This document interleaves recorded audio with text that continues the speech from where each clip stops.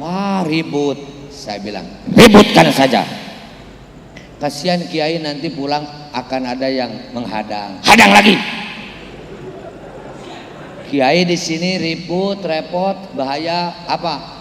Kompor bisa masuk perut. Tiang listrik saya tunggu.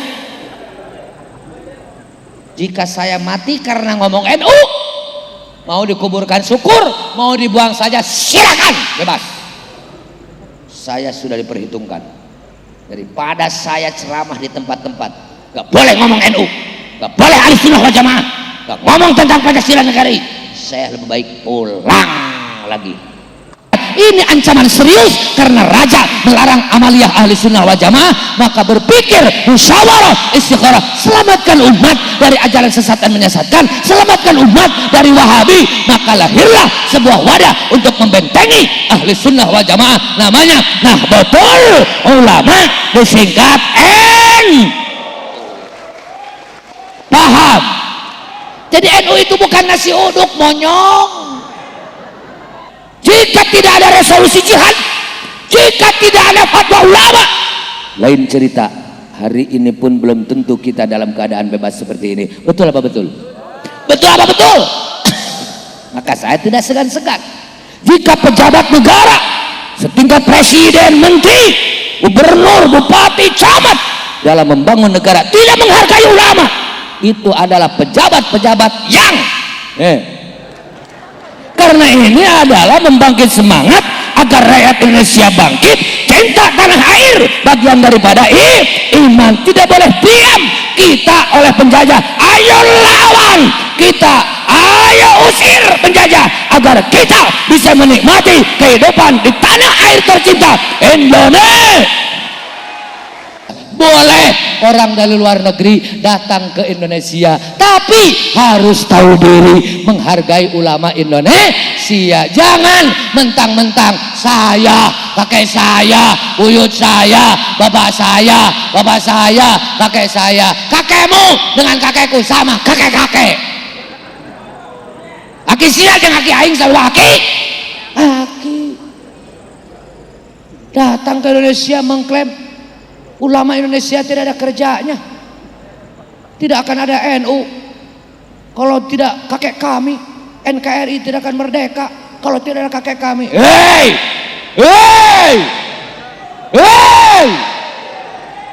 Enak saja.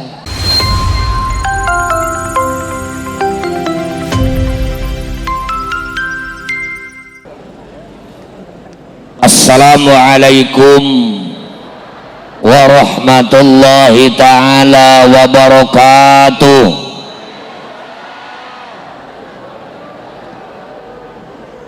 Alhamdulillahilladzi ja'alal mauta rahatan lil abrar, wassalatu wassalamu ala sayyidina Muhammadinil mukhtar wa ala alihi wa ashabihi alladzina jahadu fillahi haqqal jihadi fil yusri wal i'sar. Amma ba'du, qala Allah ta'ala fil Qur'anil Karim, a'udzu billahi minasy syaithanir rajim, bismillahirrahmanirrahim. Tabarakalladzi biyadihil mulku wa huwa ala kulli syai'in qadir. Alladzi khalaqal mauta wal hayata liyabluwakum ayyukum ahsanu amala wa huwal azizul ghafur. Wa qala aidan fi ayatin ukhra, Rabbana ighfir lana wa li ikhwanina alladzina sabaquna bil iman wa la taj'al fi qulubina ghillan lil ladzina amanu rabbana innaka raufur rahim. Wa qala an-nabiyyu sallallahu alaihi wasallam, idza matal insanu inqata'a amaluhu illa min thalathatin, shadaqatin jariyatin wa ilmin yuntafa'u bih aw waladin salihin yad'u lah. Wa qala aidan fi haditsin ukhra, afdalul a'mal ala dhahril ardi thalathah, talabul ilmi wal kasbu minal halal wal jihadu fi sabilillah. Rabbi shrah li sadri wa yassir li amri wahlul 'uqdatam min lisani yafqahu qawli. Allahumma fassalli wa sallim wa barik ala sayyidina Muhammad wa ala ali sayyidina Muhammad. Hadratal mukarramin wal muhtaramin, para alim, para kiai, para kesepuhan, para tokoh yang alhamdulillah wa syukru ala ni'matillah se-Indramayu semua datang kecuali yang enggak. Kelihatan Romo Yai dari Pondok Pesantren Buntet, alhamdulillah bisa ketemu di sini. Para kiai-kiai yang tidak saya sebutkan satu persatu, utamanya keluarganipun almarhum wal maghfurlah Kiai Haji Muhsin ingkang dihauli wonten dalu menika. Nggih napa nggih? Menika napa meniki? Menika meniku pokoknya menikah. Wabil khusus sesepuh Pondok Pesantren Salaf An-Nur, kiai muda, energik, semangat, berwibawa, ilmunya jelas, sanad ilmunya jelas, perjuangan anak jelas, pasti akan membawa kehidupan yang jelas. Santri Salaf An-Nur pasti harus menjadi kader Nahdlatul Ulama. Siap? Bukan hanya warga, tapi jadi kader yang punya tugas bukan hanya untuk diri, tetapi mengajak yang lain. Pulang dari Pondok Pesantren Salaf An-Nur, di rumahnya masing-masing, ojo uwong wedu sae di NU ne, kucing di NU ne, pitik di NU ne, ayam saja di NU kan. Gimana kiai meng-NU kan ayam? Hidup NU ketok. Ayam saja, kucing saja, embek saja di NU kan, apalagi manusia. Selamatkan akidahnya, jangan keluar dari akidah ahli sunnah wal jamaah dengan benteng Jam'iyah Diniyah Islamiyah Nahdlatul Ulama. Mudah-mudahan jadi kader NU yang soleh semuanya, amin ya rabbal alamin. Al-Mukarram wal Muhtaram, sahabat kita, kebanggaan kita, Kiai Haji Saiful Islam Al-Payage, kalau saya Al-Puket barangkali. Payage itu marga ya Kiai. Saya melihat di pamflet, kok saya bergandengan dengan orang yang nampaknya saya lebih ganteng ini. Saya nggak menyangka ini orang Papua, saya kira orang Arab sana begitu. Ternyata kita ditemukan dengan sosok yang nampak sekali bahwa betul-betul hidayah diberikan kepada Allah yang kehendaki. Tadi beliau katakan ayahnya masih pendeta, ajengana di Kristen pendeta. Beliau jadi ketua MUI provinsi. Sekarang ada amanat baru, ketua PWNU Papua. Luar biasa apa tidak? Menjadi kader Nahdlatul Ulama tidak akan asing, tidak akan aneh ketika dirinya adalah Islam, orang tuanya adalah Kristen, atau misalnya naudzubillahi min dzalik anaknya jadi apa? Karena konsep di dalam ukhuwah yang dibawa oleh NU adalah bukan hanya ukhuwah Islamiyah, saudara sesama muslim, tetapi diselamatkan dengan ukhuwah wataniyah, saudara sebangsa dan setanah air. Apapun agama, apapun suku, apapun bahasa, apapun budaya, apapun asal sebangsa dan setanah itu air, itu adalah saudara. Apalagi ini adalah orang tua. Betul, ajakannya tidak boleh diikuti karena itu adalah urusan agama, tetapi tetap harus hormat karena itu adalah orang tua. Caranya seperti tadi, beliau minta doa kepada kita semua, doakan ayah saya semoga dapatkan taufik hidayah dari Allah Subhanahu wa taala. Amin Allahumma amin. Yang ketiga ada ukhuwah basyariyah, saudara sesama manusia. Alhamdulillah wa syukur ala ni'matillah, karena konsep dakwah kita semua mengikuti para ulama rahmatan lil alamin.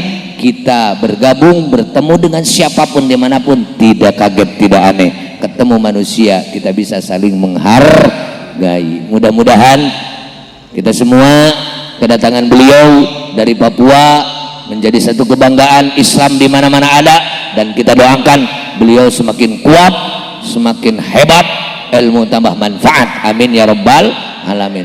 Usia masih muda, masih 49 tahun. Beda sedikit dengan saya 32. Ya. Tambahnya entah 18 atau berapa. Saya kalau mau mengaku tua nggak percaya karena gigi kan masih utuh, rambut belum ada yang putih. Karena begitu ada yang hilang cepat saya tambal, rambut putih cepat saya cabut gitu. Makanya utuh selalu. Hadirin wal hadirat rahimakumullah, panitia penyelenggara kegiatan agung khataman pondok pesantren di usia berapa? 17 tahun. Subhanallah, saya lihat ini usia udah berapa ratus tahun. Saya di Fauzan itu generasi ke-8. Fauzan usia 175 tahun. Saya udah generasi ke-8. Ini 17 tahun. Mudah-mudahan sebesar ini, seluas ini, jamaah sebanyak ini semuanya adalah menjadi pengabdi terhadap agama, mengikuti para ulama. Insya Allah Indonesia negara besar keempat setelah Cina, India, Amerika, lalu Indonesia. Indonesia negara kaya, terkaya di dunia, tidak ada yang lebih kaya daripada Indonesia. Indonesia akan menjadi negara hebat, bisa bersaing dengan negara-negara adik kuasa yang hari ini Cina, Korea, Jepang, Inggris, Amerika. Lebih-lebih dengan kesombongannya Indonesia akan mampu menyaingi selama pemimpin kita, presiden, gubernur, bupati, camat, lurah, RW, RT dalam membangun negara tidak meninggalkan para ulama. Betul apa betul? Sehebat apapun presiden, gubernur, bupati, camat, membangun Indonesia meninggalkan ulama, menyisihkan ulama, lebih-lebih tidak menghargai ulama, tunggulah kehancuran Indonesia. Ayo, saya berani taruhan, Mujib ini bukan monyet. Betul apa betul? Imam Malik mengatakan la yasluhu amru hadhil ummah illa bima saluha bihi awailuha. Nggak bisa kita menempuh kepada kejayaan, kehebatan apa yang diharapkan oleh Indonesia kalau dalam memperjuangkan negara ini adalah tidak melanjutkan apa keinginan leluhur dan orang tua kita. Siapa? Salah satunya adalah kekuatan besar adalah para ulama. Sebelum Indonesia merdeka jauh 1945, 1912 Kiai Haji Wahab Hasbullah, salah satu pendiri Nahdlatul Ulama, sudah berjuang keras bagaimana agar kita selaku rakyat Indonesia bisa merasakan dan menikmati kehidupan di negara yang besar dan kaya ini. Maka dengan cara membangkitkan rakyat Indonesia agar tidak tunduk terhadap penjajah, berani melawan, bahkan nanti kalau sudah kuat bisa berani mengusir penjajah. Itu 1912 dengan upaya membangkitkan dengan mengarang syair Subbanul Waton. Ibu-ibu, bapak-bapak, apalagi anak muda, bansar-bansar mesti ini adalah hafal. Ya lal waton, ya lal waton, ya lal waton, hubbul waton minal. Ini kan ngelagu akan nyanyi nawae. Sunda ngerti ente ibu? Sunda ngerti te? Siti-siti orang ngerti? Boten ngertos boten? Ya pokoknya ngertos boten ngertos nggih ngapa nggih mau mawon. Nggak ngerti kok unget, nggak ngerti kok guyu sing guyu ngoten mawon. Ya lal watan itu harus disampaikan dengan semangat, nggak boleh. Ya lal watan, ya lal watan, ya lal watan, hubbul watan minal iman, wala takum minal hirman. In hadu ahlal watan, ya lal watan, ya lal watan, ya lal watan, hubbul watan minal iman, wala takum minal hirman. In hadu ahlal watan. Indonesia biladi anta unwanu faqoma kullu man ya'tika yauma qami ayyal qaimama. Harus semangat, nggak boleh lagu akan jalan watan, ya lal watan, ya lal watan, ya lal watan, hubbul watan minal iman. Nggak boleh. Karena ini adalah membangkit semangat agar rakyat Indonesia bangkit, cinta tanah air, bagian daripada iman. Tidak boleh diam kita oleh penjajah. Ayo lawan kita, ayo usir penjajah agar kita bisa menikmati kehidupan di tanah air tercinta Indonesia. Semangat. Siapa itu? Ulama Indonesia keliling ke kampung-kampung, terutama pemuda-pemudi, karena paham Indonesia bisa besar karena 3 faktor. 1, pertumbuhan ekonomi harus stabil, rakyat nggak boleh malas. Hari ini dihitung minimal perkembangan di atas 5%. Jadi ibu bapak yang punya tanah tanami, dagang ya dagang, kerja ya kerja, ulah. Jangan sampai tujuan ingin banyak uang tapi kerjanya tidur. Kira-kira kayak apa enggak? Akeh turune bakal akeh duit apa akeh dahdir? Tahu dahdir apa ora? Dahdir itu iler. Banyak tidur, banyak uangnya apa banyak ilere? Malas. Yang kedua, bagaimana Indonesia bisa hebat? Pemuda-pemudi harus bisa bersaing dengan pemuda-pemudi negara lain. Bagaimana pemuda-pemudi agar bisa bersaing? Pemuda-pemudi kita harus memiliki 4 kekuatan, dan ini ada di pesantren. Ada di pesantren. Makanya kalau pesantren lemah, pesantren terbelakang, pesantren ketinggalan, jangan harap Indonesia bisa hebat. Pesantren hebat, Indonesia. Ulama kita sudah memberikan bekal al-muhafazatu alal qadim salih wal akhdhu bil jadidil aslah.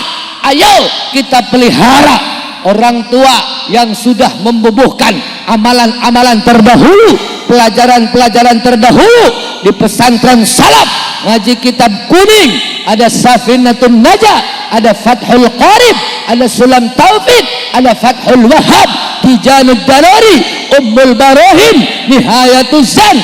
Pertahankan, itu adalah cara, teknik. Tetapi pesantren hari ini harus siap menyongsong era globalisasi. Jangan alergi dengan modernisasi, jangan alergi dengan media, jangan alergi dengan teknologi. Santri bukan hanya bisa tahlil, santri bukan hanya bisa baca kitab, santri bukan hanya bisa ceramah, tapi santri hari ini siap membuat kapal. Betul? Makanya hari ini manusia yang akan bisa bersaing dengan pemuda-pemudi lain 4 kekuatan. 1, kekuatan intelektual, harus punya ilmu, punya ilmu. Orang berilmu dalam Al-Quran ada 3 istilah. Satu istilahnya adalah Rabbaniyin, 2 ulama, 3 ahlul zikri. Itu sebutan dalam Al-Quran bagi orang-orang yang berilmu. Siapa itu adalah Rabbaniyin? Orang yang kerjanya mengajar dan kerjanya belajar. Itu adalah ulama-ulama, kiai-kiai anu capek ngajar terus, bayarannya sebulan 30 hari, seminggu 7 hari, tapi barok luar biasa. Seperti kiai di sini ini bayarannya sehari semalam berapa? Ada nggak kiai kelaparan? Ada nggak? Jangankan anaknya 2 atau 3, ada kiai yang anaknya 20, istrinya perempuan. Kiai Alpayage tadi katanya istrinya berapa? 1, anaknya 3. Kalau saya istrinya perempuan, anaknya manusia. Berapa kiai? Ya nggak usah tanya lah, pokoknya segitu aja. Nggak ada cerita. Anak saya juga sama di UIN Jakarta, yang pertama. Kemudian ada yang di Jombang Jawa Timur, tambak beras. Pokoknya mah insya Allah kiai-kiai Rabbaniyin ini yang selalu mengajar akan melahirkan kehidupan yang barokah, mendapatkan kebaikan. Amin Allahumma amin. Karena pada hakikatnya manusia itu adalah itu. Kata Rasulullah sallallahu alaihi wasallam, an-nasu sinfani. Manusia itu adalah terbagi hanya 2 golongan, alimun wa muta'allimun. Pertama adalah orang ngerti, yang kedua adalah orang belajar. Jadi orang itu hanya ngajar dan belajar, muruk dan diwuruk, ceramah dan pendengar. Ngajar enggak, belajar enggak, ceramah enggak, mendengar enggak. Itu bukan manusia. Apa namanya? Ya, bisa dikatakan hewan. Istilah Sunda nama tongeret. Kalau mau musim kemarau ada suka yang bunyi ret, itu namanya tongeret. Jadi manusia kalau nggak mau ngaji, nggak mau belajar, itu adalah bukan manusia. Alhamdulillah wa syukru ala ni'matillah. Ini adalah sebuah lembaga betul-betul ingin memanusiakan manusia, mendapatkan kepercayaan dari ibu bapak dari manca daerah, sehingga tempat di sini adalah mengaji. Mudah-mudahan mendapatkan ilmu yang bermanfaat. Yang kedua, istilahnya adalah ulama. Siapa itu adalah ulama? Allah berfirman, bismillahirrahmanirrahim, innama yakhsyallaha min ibadihil ulama. Orang yang betul-betul takut dengan Allah. Makanya Rasulullah mengatakan, al ulama uqabatun. Ulama itu adalah panutan. Al ulama umana ummati. Ulama adalah kepercayaan umatku. Al ulama masabihul ardi. Ulama adalah penerang bumi. Al ulama warasatul anbiya. Ulama adalah pewaris nabi. Himmatul ulama ar-riayah. Perhatian ulama adalah rakyat. Rakyatnya susah, ulama pasti akan merasakan susah. Rakyatnya gembira, ulama pasti akan merasakan gembira. Maka tugas ulama, 1, himayatuddin, menjaga agama. 2, himayatud daulah, menjaga negara. 3, himayatul ummah, menjaga umat. Bagaimana kiai atau ajengan atau para ulama dalam menjaga umat, maka bagaimana tinggal umat tersebut harus dalam keadaan aman, nyaman, tenang, aman, bisa melaksanakan tugas ibadah dari Allah Subhanahu wa ta'ala. Makanya jangan kaget kenapa kiai kok berjuang urusan negara. Kenapa Mbah Hashim mengeluarkan fatwa dalam resolusi jihad ketika Indonesia baru merdeka 3 minggu, tentara sekutu datang lagi ke Indonesia, tetapi yang berjuang sebelumnya banyak. Muhammadiyah lahir tahun 1912, Al-Irsyad lahir tahun 1914, Persis lahir tahun 1923, MO lahir tahun 1926, ketika di situ adalah semua berjuang ingin merdeka, tetapi Belanda masih nengkreng sangat kuat. Maka Kiai Haji Wahab Hasbullah memerintahkan kepada Kiai Wahid Hasyim untuk menyatukan seluruh kekuatan dengan mendirikan Majelis Islam ala Indonesia di tahun 1937. Tidak lama dari situ, karena bersatu maka merdekalah Indonesia. Baru berapa hari merdeka, tentara sekutu Inggris dengan Belanda kembali, bukan ingin menyelesaikan tawanan, tapi ingin merebut kembali kemerdekaan. Saat itu presiden diamanatkan kepada Pak Soekarno, orangnya gagah, berani, cerdas, hebat, pintar. Tetapi ketika datang penjajah sekutu, di situ adalah terjadi sebuah kegalauan. Apa yang harus dilakukan? Karena mereka bergabung menyatu satu kekuatan. Kita baru merdeka, belum punya apa-apa. Istilahnya itu punya bedil, kita baru sutil. Bedil dengan sutil jika diadu, mana yang menang? Ya, bedil itu kan dar, sutil tot. Yang menang bedil. Bung Karno sehebat itu pun bingung. Apa yang harus dilakukan? Ada seorang tokoh Muhammadiyah jadi jenderal, ustadz namanya Jenderal Sudirman. Pak Soekarno, kita negara dalam keadaan darurat. Lihat itu perempuan sudah pada nangis, lihat perempuan itu sudah pada kencing, lihat para pemuda sudah pada lari, lihat pejugang pun sudah pada lemah. Ayo, kita harus apa melakukan? Harus bagaimana? Kita harus datang kepada orang-orang yang siap mati membela agama, siap mati membela negara. Begitu kata Jenderal Sudirman. Kita harus minta tolong, kita minta bantuan kepada orang yang serius siap mati membela negara. Kemana larinya? Ke Mbah Hashim Asy'ari, Jombang Tebu Irung, pendiri Nahdlatul Ulama. Begitu datang utusan Pak Soekarno minta tolong, minta bantuan kepada Mbah Hashim, Mbah Hashim manggil kepada Mbah Wahab Hasbullah, kumpulkan ulama sejawa dan semadura, bahas ada pertanyaan dari Pak Soekarno bagaimana membela negara yang notabene ini adalah bukan negara Islam tetapi dalam keadaan darurat. Maka dalam pembahasan itu menyimpulkan, satu, membela negara hukumnya wajib, perang yang jaraknya sekian 80 kilo adalah rakyat Indonesia hukumnya wajib, mengusir penjajah hukumnya adalah wajib, melawan penjajah hukumnya wajib, menyerah kepada penjajah adalah tidak boleh, mati dalam membela negara di hukuman mati syahid. Itu dituangkan dalam isi resolusi jihad yang diumumkan tanggal 22 Oktober 1945. Ketika ada fatwa resolusi jihad, maka yang tadinya sudah takut, yang tadinya adalah sudah diam, yang tadinya sudah stres, tadinya sudah frustasi, putus asa, maka bangkit kembali. Kalau mati membela negara mati syahid, ayo kita tidak boleh mundur, karena mati tidak sia-sia. Lawan penjajah, ayo maju, ayo lawan. Maka puncak peperangan terjadi 10 November di Surabaya. Nggak kurang dari 60.000 santri dan kiai yang wafat dalam membela bangsa dan negara. Saya tanya, kalau begitu santri ada kerjanya apa enggak? Santri ada perannya untuk negara apa tidak? Ulama banyak andilnya membela negara apa tidak? Jika tidak ada resolusi jihad, jika tidak ada fatwa ulama, lain cerita. Hari ini pun belum tentu kita dalam keadaan bebas seperti ini. Betul apa betul? Betul apa betul? Maka saya tidak segan-segan jika pejabat negara setingkat presiden, menteri, gubernur, bupati, camat dalam membangun negara tidak menghargai ulama, itu adalah pejabat-pejabat yang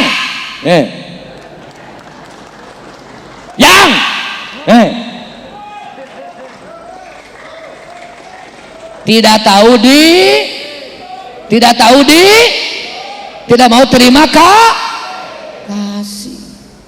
Ulama sudah barang tentu pasti negara diperjuangkan, karena ketika negara kacau, agama terbawa kacau. Negara aman, agama akan aman. Bela negara berarti bela agama. Merusak negara berarti merusak agama.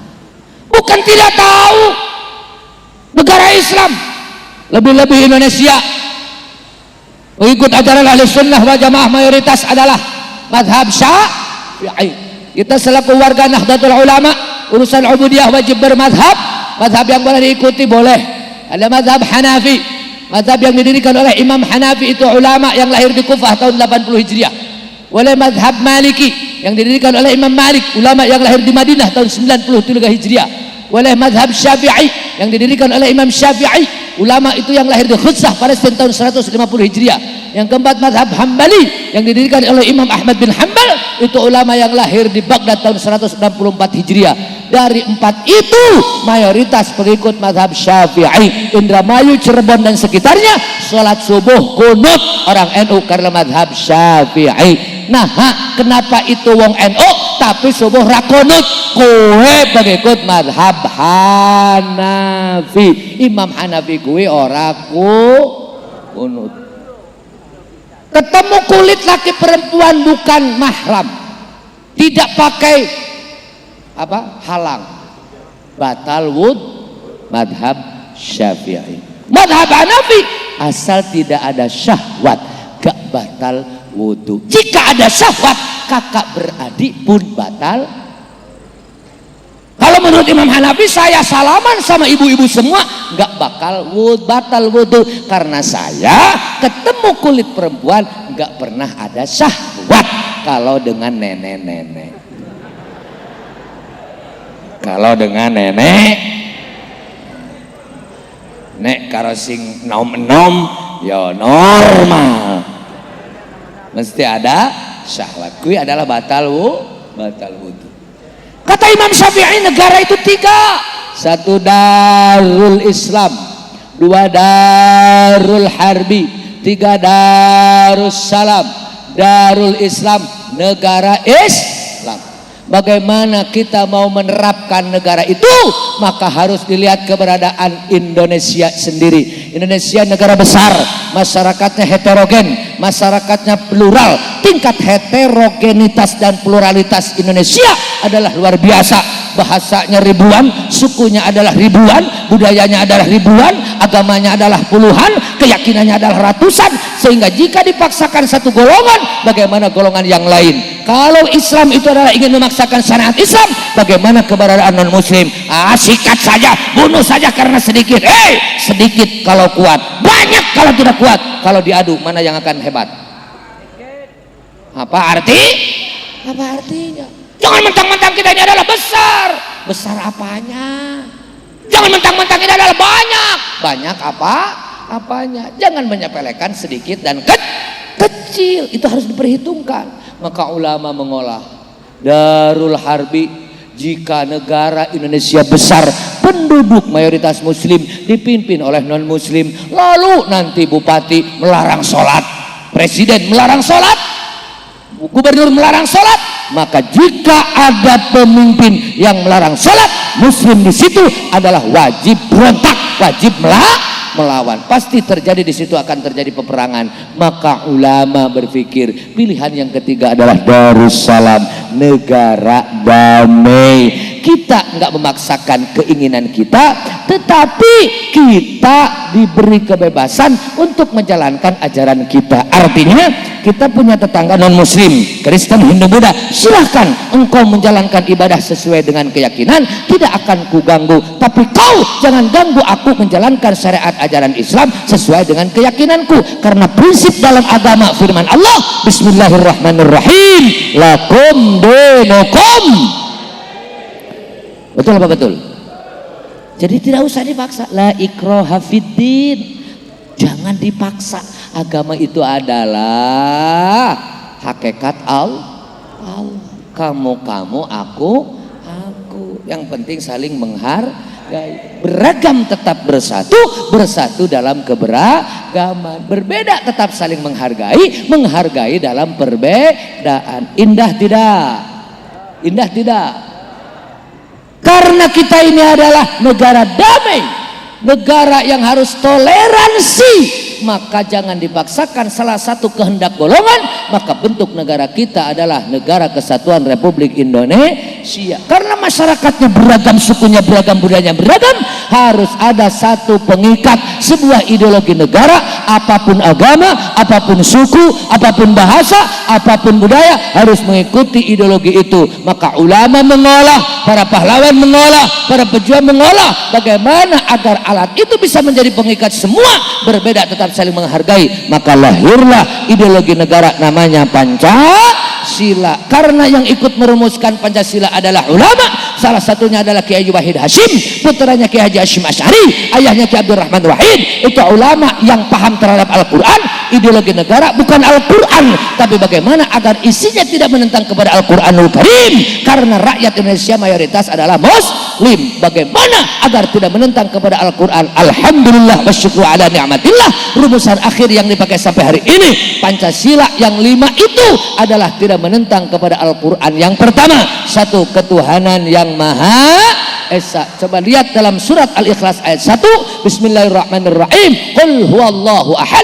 Yang kedua, kemanusiaan yang adil dan beradab, surat An-Nisa ayat 135, Bismillahirrahmanirrahim, fala tattabi'ul hawa an ta'dilu. Yang ketiga, persatuan Indonesia, surat Al-Hujurat ayat 13, Bismillahirrahmanirrahim, ya ayyuhan nasu inna khalaqnakum min dzakari wa untha wa ja'alnakum syu'uban wa qabaila lita'arafu inna akramakum 'indallahi atqakum. 4, kerakyatan yang dipimpin oleh hikmat kebijaksanaan dalam permusyawaratan perwakilan, surat Asy-Syura ayat 38, Bismillahirrahmanirrahim, wa amruhum syura bainahum. 5, keadilan sosial bagi seluruh Indonesia, surat An-Nahl ayat 90, Bismillahirrahmanirrahim, innallaha ya'muru bil 'adli wal ihsan. Artinya kita selaku umat Islam tinggal di Indonesia punya ideologi negara Pancasila, tidak usah meragukan tentang kehebatan dan kebenaran Indonesia ini Pancasila, karena itu adalah sudah ditasih dan diarahkan oleh para ulama. Salah satunya kata Mbah Hasim, Pancasila maslahat manfaat untuk Indonesia dan rakyat Indonesia. Alhamdulillah ya Nabi, salam alaika, ya Rasul salam alaika, ya Habib salam alaika, salawatullah alaika, asyraqal badru alaina, faqtafat minhul buduru mithla husnik mara'aina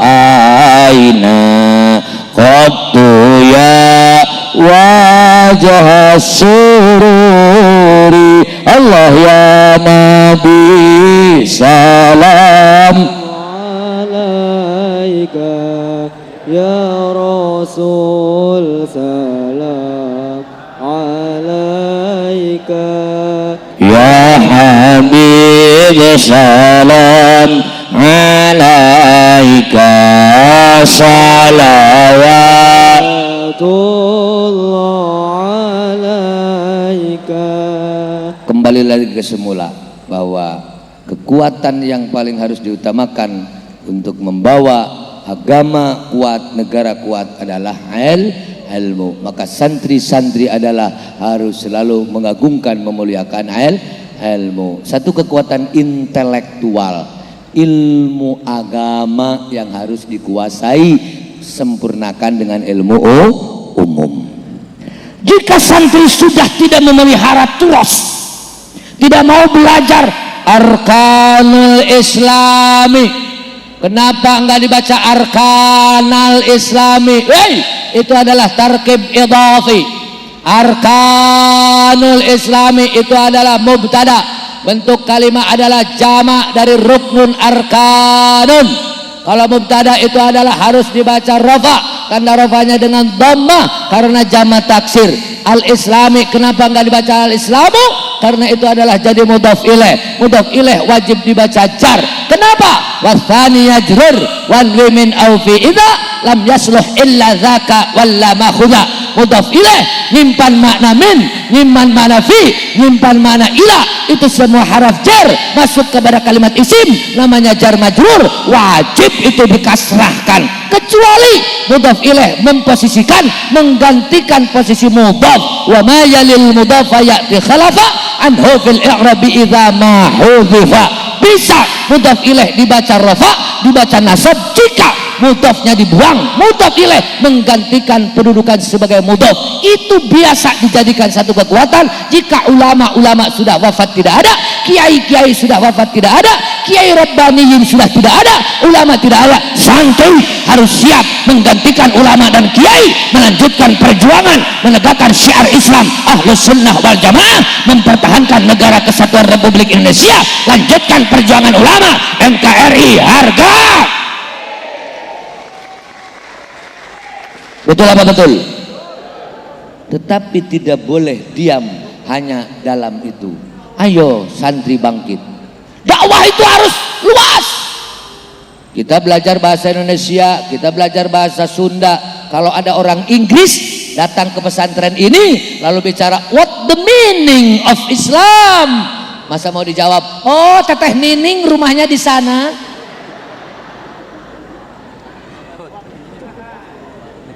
Kalau ada orang mau apa artinya syahadat di dalam Inggris, kalau santri nggak belajar bahasa Inggris apa?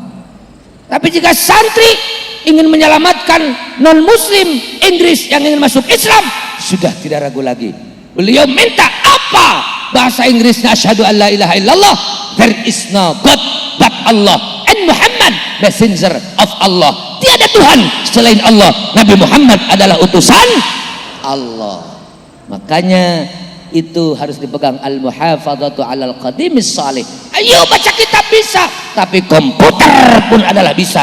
Ayo tahlilan bisa, tapi media pun adalah dikuasai. Hari ini seperti pesantren-pesantren, alhamdulillah sudah tidak nyewa lagi siapa-siapa. Ini pasti yang ngurus media-media ini adalah santri. Saya ceramah di sini, orang Papua pun tahu, bukan hanya Alpayage yang ada.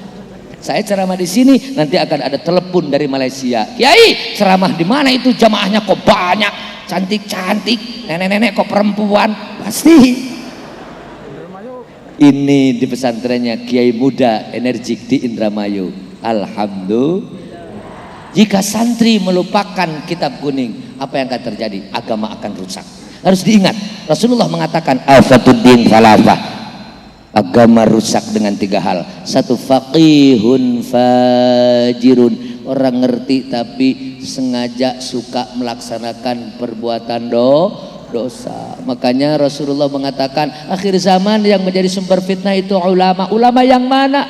Karena ulama itu ada ulama dunya, ada ulama ul akhirah. Maka Rasulullah menegaskan jauh-jauh, sayati 'alan nasi zamanun, datang satu mangsa kepada manusia, alihatuhum batanuhum, Tuhannya perut, wa nisa'uhum kiblatuhum, kiblatnya perempuan, wa dananiruhum dinuhum, agamanya duit, wa syarafuhum mata'uhum, kemuliaan anak kekayaan. Orang kaya nggak pernah sholat dihormati, ahli ibadah nggak punya kekayaan tidak dihargai. La yabqa minal iman illa ismuh, tidak nyisak iman kecuali namanya. Wa minal islam illa rasmuh, Quran tinggal tulisannya saja. Wa minal Islam tinggal tulisannya saja. Wa minal Quran illa darsu, Quran tinggal bacaannya saja. Masajiduhum ma'muratun, masjidnya besar bagus, isinya ramai. Wa qulubuhum kharrabun minal haji, tetapi hati-hati orang-orang yang ada di dalam masjid itu jauh dari hidayah Allah subhanahu wa ta'ala. Di masjid bukan baca Quran, di masjid bukan zikir, di masjid bukan baca tasbih, tapi di masjid hanya berbicara tentang urusan yawi ulama'uhum asyarru min khalqillahi ala wajil ardi. Saat itu ulamanya adalah manusia terjelek di muka bumi, terjelek di muka bumi ulamanya. Kalau keadaan sudah seperti itu, hina idzin Kalau itu sudah terjadi, Allah akan memberikan 4 cobaan, 4 ujian. Di antaranya jurun minas sultan, pemimpin yang lacut, pemimpin yang zalim, pemimpin yang besar kepala, pemimpin yang tidak tahu diri, pemimpin yang tidak merasa saya dipilih oleh rakyat, saya punya janji terhadap rakyat, tapi setelah jadi pemimpin khianat terhadap rakyat. Ada yang begitu, ada DPR yang bohong, ada pejabat yang bohong, ada. Jika saya jadi DPR, maka ini akan dibangun ini, jalan ini dibangun jalan. Masa iya dijian kali. Tapi setelah jadi, ditelepon nggak datang, di WA nggak jawab, diundang nggak datang. Itu amanah apa khianah? Butuh dengan pemimpin yang seperti itu apa tidak? Tidak. Yang kedua yang merusak negara, merusak agama itu apa? Imamun jairun, pemimpin yang zalim, RT-nya bocor, RW-nya miis, lurahnya pun kurang ajar, camatnya pun gak bener, bupatinya pun sedeng, gubernurnya pun sama, presidennya pun sama, menteri-menterinya pun gak bener, DPR pun gak bener. Semua itu adalah ketika tidak memiliki dasar akhlak, tidak amanah, maka itu yang akan menjadikan rusaknya agama. Yang ketiga, imamun mujtahidun jahilun, mujtahid yang bodoh.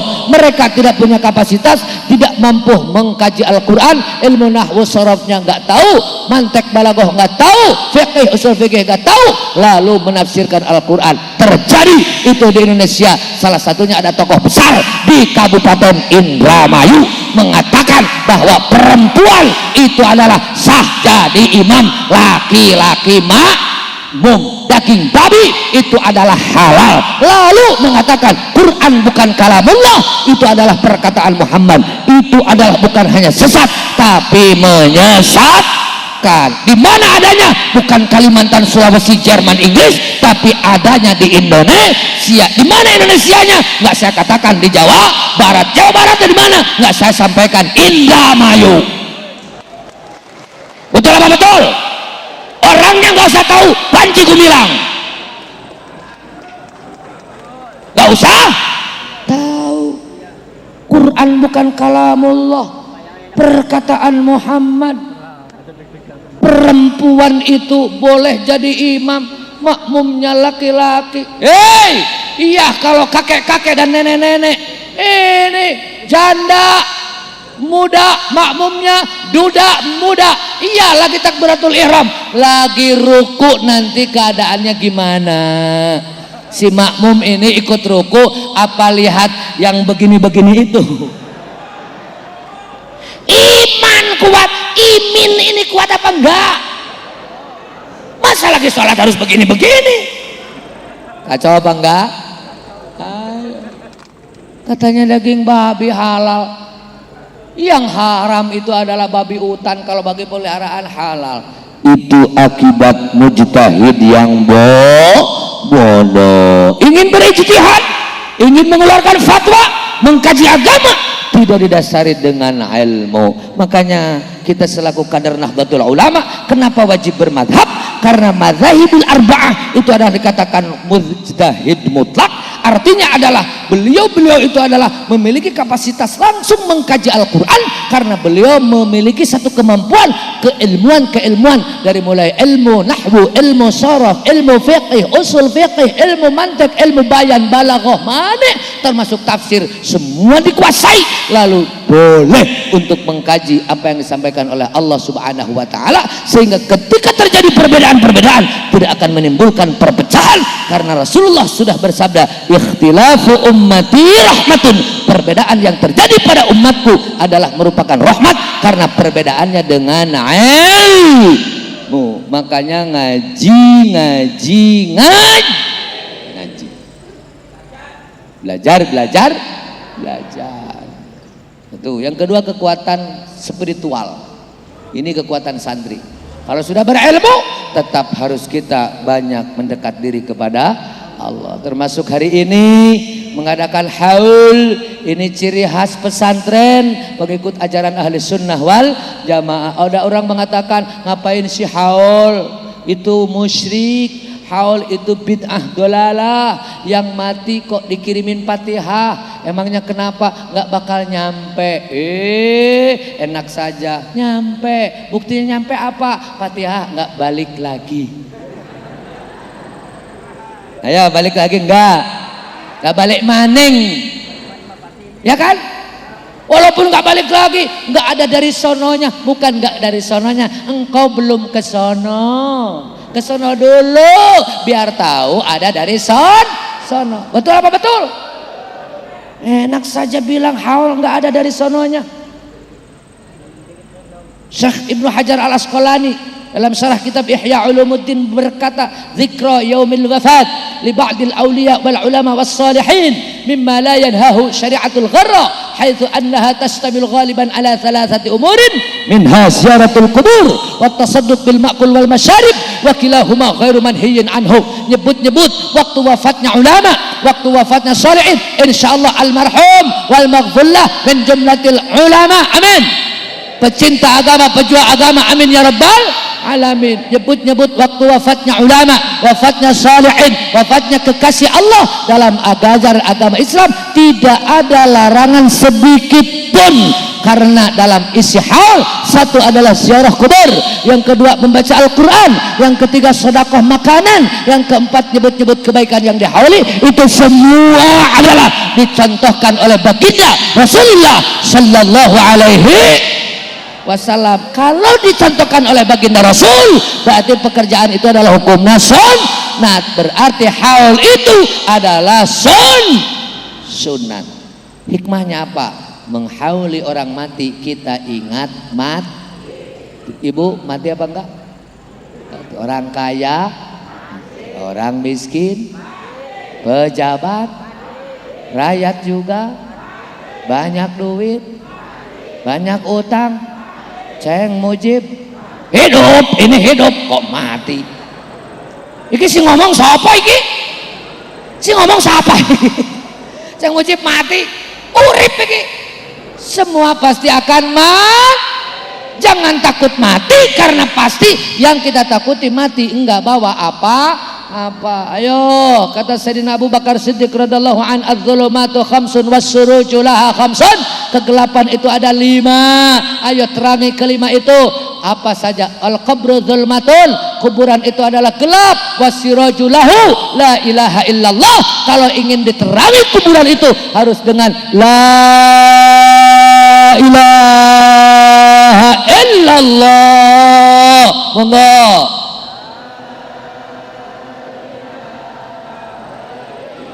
Yang kedua, wal akhiratu dzulmatun wasirajul laha al amalus saleh. Akhirat itu gelap, yang bisa menerangi kegelapan itu adalah amal saleh. Maka kata ulama-ulama tasawuf, siapa orang yang ingin padang di kuburan, ingin enak menghadapi Allah di akhirat selamat, 7 hal yang harus dibawa. Pertama, al ikhlasu fil ibadah. Ibadah harus karena Allah. Ceramah ojo karena amplop. Ngajar ojo karena amplop. Sapa wong ceramahe karena amplop kuwi wong uki arane nek Sunda iku bleguk. Bleguk iku kakene bodoh.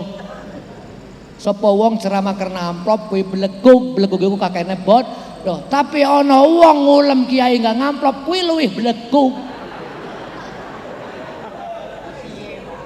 Kenapa lebih beleguk? Ora iso bedakno iki wong apa emer gitu. Harus karena Allah. Saya sering, kiai di sini jangan ngomong NU. Kenapa? Di sini nggak suka. Kalau memang ngomong NU, wah ribut. Saya bilang ributkan saja. Kasihan kiai nanti pulang akan ada yang menghadang. Hadang lagi. Kiai di sini ribut, repot, bahaya apa? Kompor bisa masuk perut. Tiang listrik saya tunggu. Jika saya mati karena ngomong NU, mau dikuburkan syukur, mau dibuang saja silakan, bebas. Saya sudah diperhitungkan. Daripada saya ceramah di tempat-tempat, gak boleh ngomong NU, gak boleh Ahlussunnah wal Jamaah, gak ngomong tentang Pancasila Negara. saya lebih baik pulang lagi.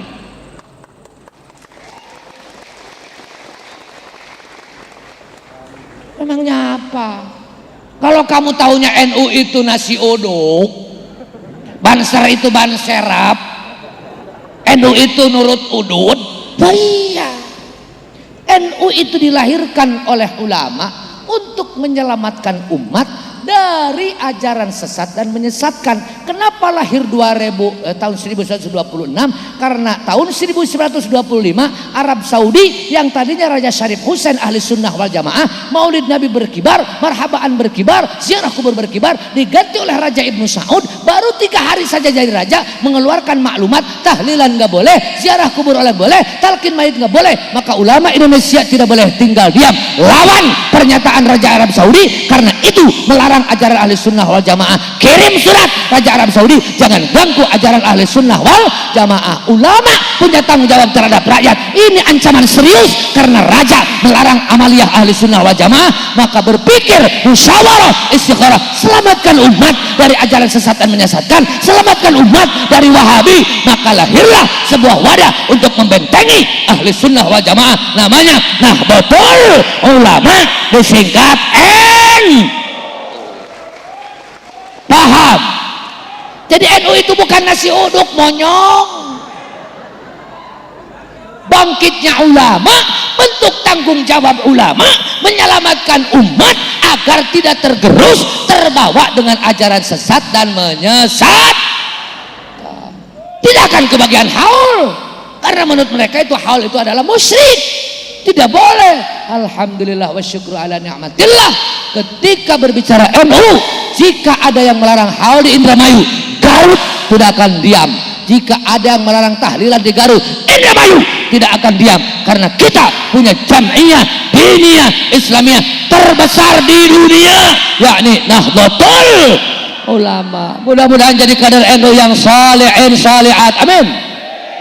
Awas, jadi kader NU harus berpegang kepada fikrah an-nahdiyah. Pola pikir NU ada fikrah tawassutiyah, ada fikrah tasabbu'iyah, ada fikrah islahiyah, ada fikrah tatawuriyah, ada fikrah manhajiyah. NU dimanapun berada, tawassutiyah, tawazun, i'tidal, moderat, jangan terlalu depan, jangan terlalu belakang, harus sedang-sedang saja. NU punya fikrah tasamu'iyah, toleran dengan siapapun, menebarkan kedamaian. Beda agama tidak usah dipermasalahkan, beda keyakinan tidak usah dipermasalahkan, karena konsep saudara, ada saudara sebangsa setanah air, saudara sesama manusia, sesama muslim. Ayo dengan saudara saling menghargai. Indah apa tidak? Indah apa tidak? Indah. Itulah Islam, rahmatan lil alamin. Insyaallah Pondok Pesantren Salaf An-Nur ini dijadikan sebuah lembaga yang punya komitmen besar, tanggung jawab dunia sampai akhirat. Kiai dari mulai pendiri sampai kiamat membawa umat menuju mardatillah. Amin ya rabbal alamin. Urusan agama jelas, urusan negara pun jelas. Itu tadi, jangan ngomong negara mah nggak usah diurus kita agama. Hei, kamu hidup mau di mana? Kamu dakwah mau di mana? Kamu sholat mau di mana? Kalau dalam keadaan kacau, ibu sholat lalu ada bom, dar, khusyuk apa kaget? Setelah kaget sholat lagi apa kabur? Ayo, kalau ada orang ngancam, siapa yang mau ngaji di Pondok Pesantren Salaf An-Nur mau dibom, datang apa tidak? Saya juga nggak datang, takut mati. Kiai Saiful Islam juga kayaknya nggak datang, Kiai ya. Kalau tahu di sini mau dibom, betul apa betul? Maka ulama bagaimana? Al-aman qablal iman. Sebelum mengimankan, amankan dulu. Sebelum kita apa-apa, amankan terlebih dahulu. Maka ulama tidak ngotot negara Islam, negara damai, bukan tidak punya dalil. Justru ulama menerapkan darul mafasid muqaddamun ala jalbil masalih. Menghindar dari rusak wajib didahulukan daripada kita mencari sesuatu yang lebih baik. Ma la yudraku kulluh la yutraku kulluh. ketika kita ingin mendapatkan 10, ada 7 tidak boleh diabaikan. Bawa saja. Boleh orang dari luar negeri datang ke Indonesia, tapi harus tahu diri, menghargai ulama Indonesia. Jangan mentang-mentang saya, kakek saya, buyut saya, bapak saya, kakek saya. Kakekmu dengan kakekku sama, kakek-kakek. Aki sia jeung aki aing selalu aki. Datang ke Indonesia mengklaim ulama Indonesia tidak ada kerjanya, tidak akan ada NU kalau tidak kakek kami, NKRI tidak akan merdeka kalau tidak ada kakek kami. Hei,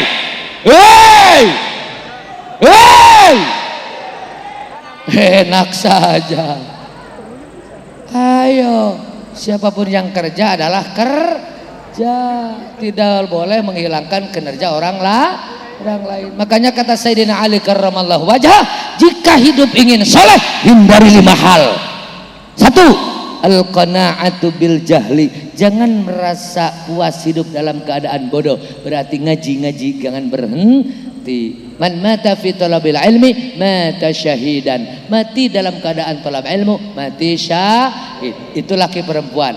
Perempuan mati syahid setelah melahirkan. Makanya ibu capek, jangan menyesal.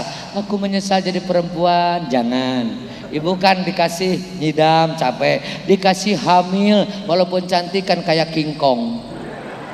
Dari depan begitu, dari belakang begini. Tidur begini repot. Lalu melahirkan sakit, betul Bu ya? Bagaimana tidak sakit? Ada enggak orang Indramayu melahirkan ketawa ketuwi? Ada enggak? Pasti sakit. Bagaimana tidak sakit? 40 urat yang putus, 4 kilo yang keluar, 3 kilo yang keluar. Sementara yang biasa masuk paling besar 6 os. Paling besar itu. Kadang-kadang lama-lama tinggal 2 os setengah karena lama kelamaan kan kayak karpet akhirnya. Hari ini selesai melahirkan harus dijahit. Kalau nggak dijahit bahaya. Bukan hanya sendal jepit, becak saja bisa masuk. Karena faktor makanan. Kalau dulu orang tua melahirkan daun-daunan, hari ini apa yang dimakan? Seblak. Makanya bagaimana itu adalah nggak bisa. Lalu harus menyusui, betul? Paling berat ibu itu adalah mendidik. Al-ummat rasatul aulad. Ibu tempat belajar anak. Anaknya nggak bener, anaknya nggak berakhlak, yang salah ibunya. Kalau anaknya cacingan, anaknya nggak bergizi, yang salah bapaknya. Makanya tugas bapak itu enteng. Nggak hamil, nggak melahirkan. Tapi ketika perempuan ada kebutuhan, Pak beras habisnya, Pak minyak habisnya, Pak harus begitu. Belum ngomong nya. Enak kalau begitu, enak Bu? Jangan Pak beras habis. Dari mana wong nggak usaha? Ada laki-laki yang begitu? Maaf nggak punya. Ada yang begitu? Suruh mati. Suruh. Kecuali satu sepuh, yang kedua sakit. Ini muda. Kalau mancing, wah. Kalau gapleh, wah. Nyimpan kartu saja, wah. Padahal berapa on sih kok sampai begini? Kalau sorken we dah hampang atuh. Tapi kalau diminta uang, nggak punya, nggak usaha. Yang begitu itu suruh mati. Tugasmu apa? Melahirkan? Enggak. Menyusui? Enggak. Mendidik? Enggak. Cari duit? Enggak. Padahal kewajiban laki. Mudah-mudahan di sini enggak ada, semuanya adalah semangat. Pagi-pagi sudah cari duit yang banyak. Bagaimana agar perempuan sebagai tiangnya negara hebat? Karena disupport oleh laki. Pak, butuh. Ya. Apa lagi? Begitu. Harus. Jangan Pak beras habis. Kemarin beli sekilo, sudah seminggu kemana? Sekilo seminggu.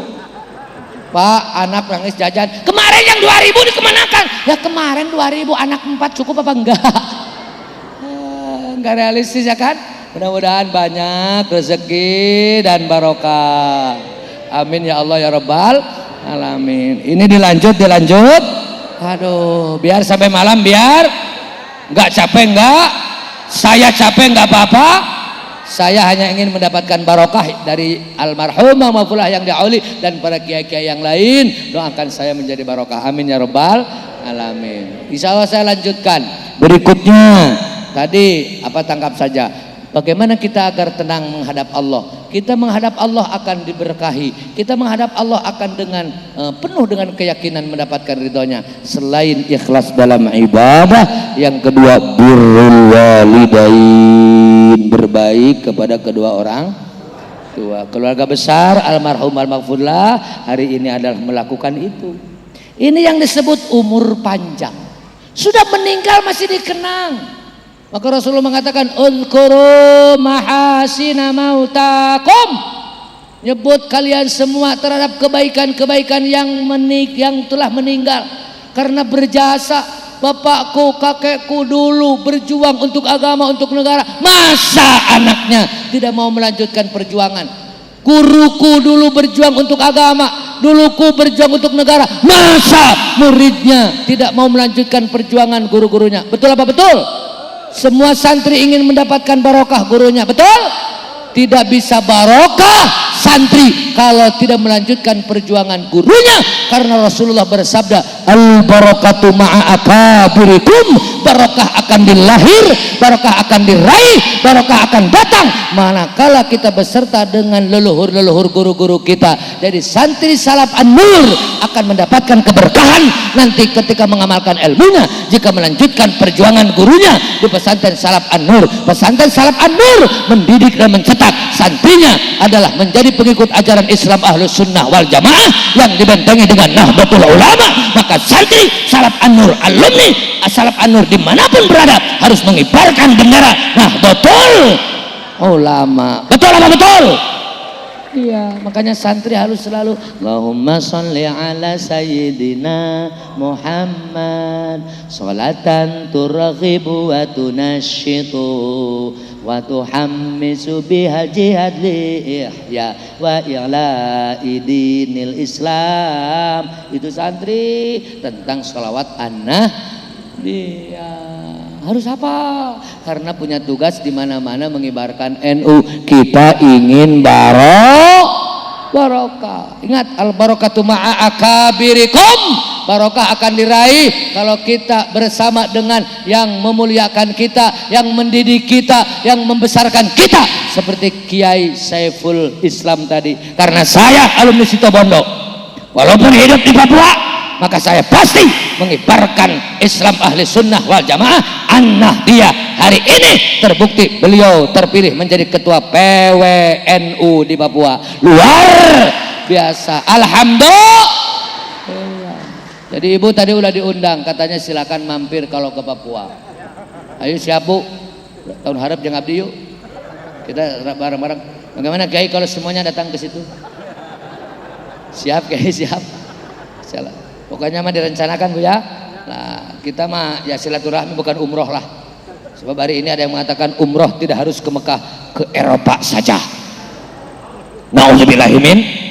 Itulah yang sering kita sebut ulama uddunya, ngomong agama tapi tidak tahu tentang ajaran agama. Alhamdulillah, Kiai di sini memberikan contoh kepada kita semua berbuat baik kepada kedua orang tua. Yang ketiga, bagaimana bekal kita menuju Allah? Silaturahmi, pertahankan duduluran, sedulur, ojo sampai pisah, ojo goro-goro warisan pecah. Wonten apa? Wonten sing goro-goro warisan pecah wonten? Tengkar tukaran lebih 3 hari wonten apa wonten? Ana wong tukaran luwih 3 dina kowe gawa nang rumah sakit jiwa, kowe senting edan, karena orang tengkar lebih 3 hari mati itu masuk neraka. Nauzubillahimin. Jadi kalau terpaksa tengkar gak boleh lebih daripada 3 hari, harus damai lah lagi. Ayo dulur tetap dulur, wong liya dadi dulur, ojo mergo panganan dadi wong liya. Yang keempat, alla yuti'a umrahu fil maksiat, detik menit jam, hari, minggu, bulan, jangan dipakai maksiat. Yang kelima, wa alla yatbi'a hawahu, jangan mengikuti nafsu. Nafsu ada 7, ammarah, lawwamah, mulhimah, mutmainnah, radiyah, mardiyah, kamilah. Yang mencelakakan hanya 2, ammarah, marah terus, medit terus, bodoh terus, lawwamah, cekikan terus. Adapun mulhimah, mutmainnah, radiyah, mardiyah, kamilah, keinginan yang mendorong agar kita adalah berbuat baik kepada Allah, mendekatkan diri kepada Allah, dan selalu berbuat baik kepada sesama manusia. Yang keenam, wa ayyajtahida fit ta'at, bekal kita menuju Allah dalam melaksanakan taat kepada Allah harus sungguh-sungguh. Salat tidak asal salat, puasa tidak asal puasa, zakat tidak asal zakat, haji tidak asal haji, tetapi semua didasari dengan ilmu. Makanya harus ngaji. Ada sebuah peribahasa mengatakan, we must keep our balance to live on the world. Religious without knowledge is lame, knowledge without religious is blind. Kata orang Indramayu, wes bablas. Angine agama harus dikuatkan dengan umum. Kalau ngerti agama tidak ngerti umum, lemah. Kalau ngerti umum nggak ngerti agama, itu bukan hanya lemah, tapi ngaco, amburadul. Sekolahnya profesor, doktor, tapi nggak ngaji, nyolatin mayit, disuruh imam, dah profesor, pakai ruku, pakai sujud. Benar apa salah? Prof, kenapa pakai ruku? Aku nggak bakal ketemu lagi, makanya pakai ruku. Bukan nggak ketemu lagi, itu karena tidak tahu. Gelarnya doktor, S3, master, S2, tapi suruh baca Fatihah. Fatihah itu rukun dalam sholat. Sholat nggak baca Allahu Akbar kabiro sah, karena itu sunat. Sholat nggak baca surat sah. Dalam ruku nggak baca subhana rabbiyal azim sah. Dalam sujud nggak baca subhana rabbiyal a'la sah. Tapi nggak baca surat Fatihah nggak sah. Maka walaupun bapaknya jenderal, artis, pengusaha, kiai, anaknya harus baca suratul Fatihah, karena pokok dalam sholat adalah ibadah. Pokoknya sholat diterima semua diterima, sholat nggak diterima semua tidak diterima. Rukun sholat adalah Fatihah. Kalau hanya sekolah nggak ngaji, nggak mustahil baca Fatihah salah. Bismillahirrahmanirrahim. Alhamdulillahi rabbil alamin. Am'amta alaihim gurawil magdubi alaihim. Ayo, ada Fatihah gurawil? Ada Fatihah gurawil? Walabdolin. Ada walabdolin? Ceritanya baca surat inna anjalna laka sadrok. Mau kemana itu? Ayo, makanya awas, jangan hanya mengutamakan sekolah ngaji. Saya berbangga di sini pesantren salaf, sekolahnya dengan paket. Boleh, itu harus diutamakan. Gak boleh santri, apalagi anak kiai, boleh sekolah, tapi tetap yang utama adalah ngaji. Jangan doktor tapi kitab kuning nggak mengenal karena sulit. Bapakmu dulu lebih sulit, kakekmu dulu lebih sulit. Siapa lagi yang bertanggung jawab kalau bukan anak cucunya? Maka ayo ngaji untuk membawa keselamatan dan kemanfaatan diri, keluarga, masyarakat, bangsa dan negara. Amin Allahumma. Yang terakhir, kata ulama tasawuf, kalau kita mau menghadap Allah, bekalnya wa ayyukthira dzikrallah. Susah zikir, bahagia zikir, punya duit zikir, punya duit zikir, sakit zikir, sembuh zikir, sibuk zikir, diam zikir, semua dalam keadaan apapun mendekatkan diri kepada Allah. Itulah 7 hal yang bisa menjadikan ketika kita menghauli seseorang harus ingat kepada mati. Bekal untuk mati adalah amal soleh. Jangan begini, alhamdulillah kiai saya mati tenang karena sudah punya katel, magicom, sindok, susodok. Emangnya mau botram di kuburan? Ada acara botram atau tidak ada? Tidak ada. Yang ada bekal untuk menuju Allah adalah amal soleh. 2. Ayo santri memiliki kekuatan intelektual, spiritual. Yang ketiga adalah moral. Kehebatan kekuatan santri adalah akhlak. tadi Kiai Saiful Islam mengatakan, kenapa sih santri itu adalah barokah? Karena punya akhlak. Akhlak itu apa? Hormat. Akhlak itu adalah pengabdian. Nggak bisa keberkahan diraih kalau tidak berakhlak. Betul?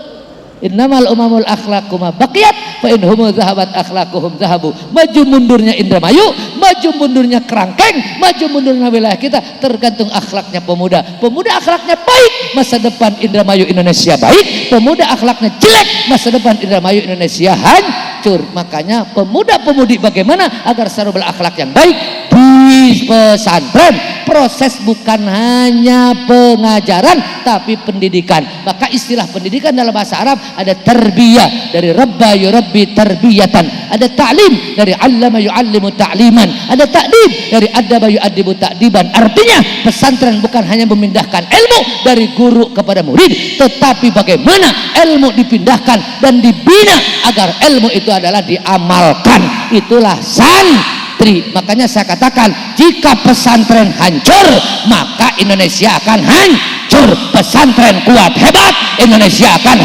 hebat. Kemarin pernah ada yang menghina pesantren, kemarin ada yang mencaci pesantren. Betul apa betul?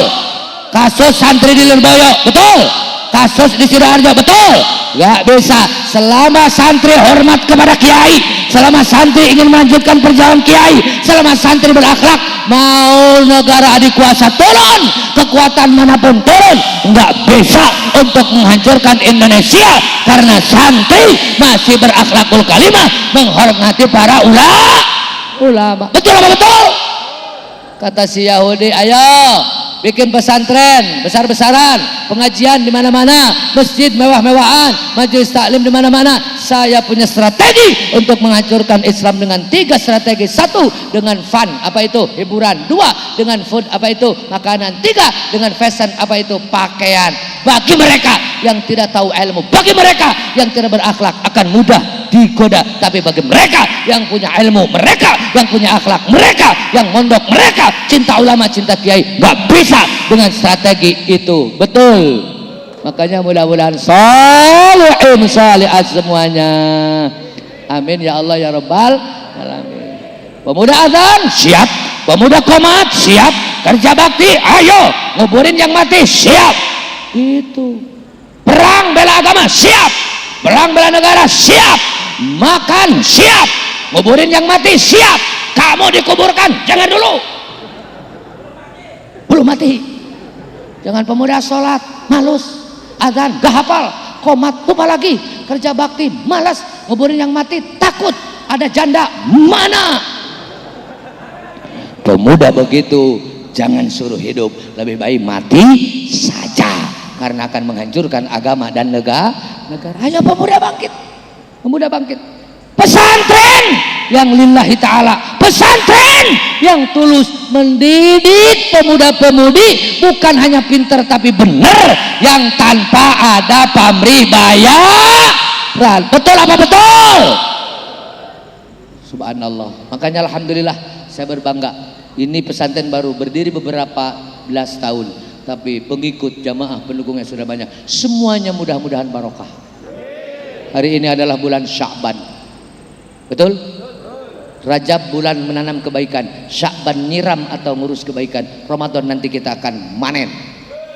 Rajab bulan Allah, Sya'ban bulan baginda Rasul, bulan Ramadan bulan kemenangan umat Nabi Muhammad sallallahu alaihi wasallam. Rajab 1 kebaikan 70 kali lipat, Sya'ban 700 kali lipat, Ramadan 1000 kali lipat. Kejelekan di Ramadan tidak akan dicatat. Pintu kubur, siksa kubur diberhentikan, pintu neraka ditutup, pintu surga dibuka. Ada 1 malam lebih baik daripada 1000 bulan, namanya Lailatul Qadar. Ada ibadah sunat muakkad, laki perempuan berjamaah sendiri boleh, karena tarawih yang fadilahnya. Tarawih malam pertama diampuni dosa anak, malam kedua diampuni dosa dan ampuni dosa orang tuanya, malam keempat diberi ganjaran pahala maca Taurat, Injil, Zabur dan Al-Quran, malam kelima diberi pahala sama dengan sholat di Masjidil Haram, di Masjid Nabawi, di Masjid Aqsa, malam keenam sama dengan tawaf di Baitul Ma'mur, malam ke-14 disaksikan oleh malaikat. Kalau malaikat, woi kamu taraweh nanti tidak akan dihisab di hari kiamat. Malam ke-24 akan diijabah 24 doa. Malam ke-25 akan dihilangkan siksa kubur. Malam ke-26 diberi pahala 40 tahun ibadah. Malam ke-27 diserahkan siratal mustaqim bagaikan kilat, nyampe selamat. Malam ke-28 diangkat 1000 derajat di surga. Malam 29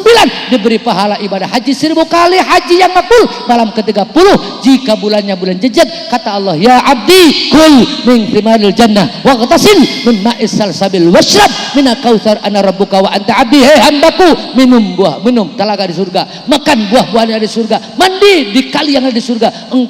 Aku adalah Tuhanmu dan engkau adalah hambaku. Indah apa tidak? Makanya mudah-mudahan kita semua umur nyampe ke bulan suci Ramadan. Amin. Allahumma barik fi Rajab wa Sya'bana wa balighna Ramadana wa hasil maqasidana wa balighna Ramadana wa hasil maqasidana ya Rabbi bil Mustafa baligh maqasidana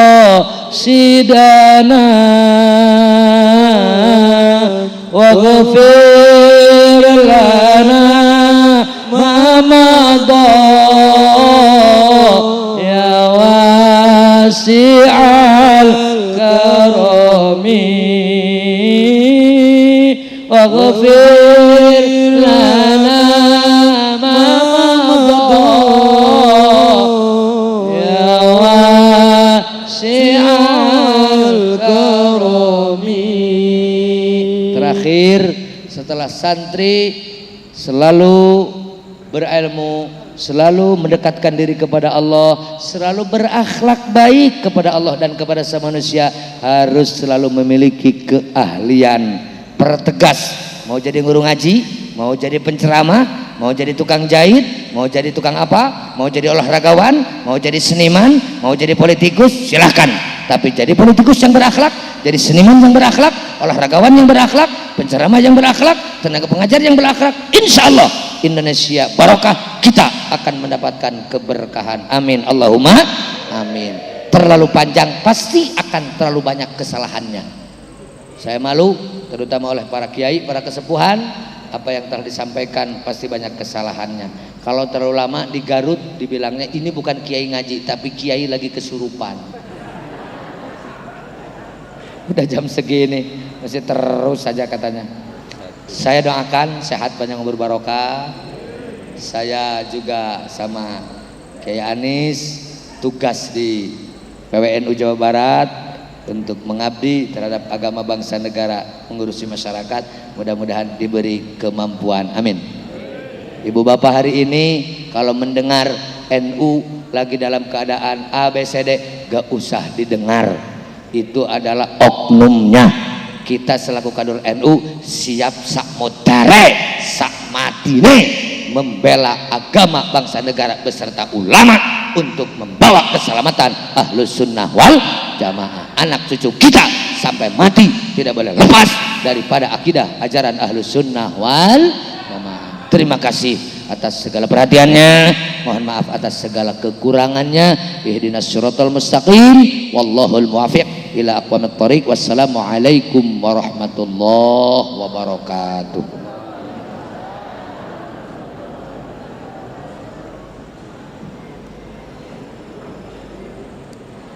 Waalaikumsalam warahmatullahi wabarakatuh.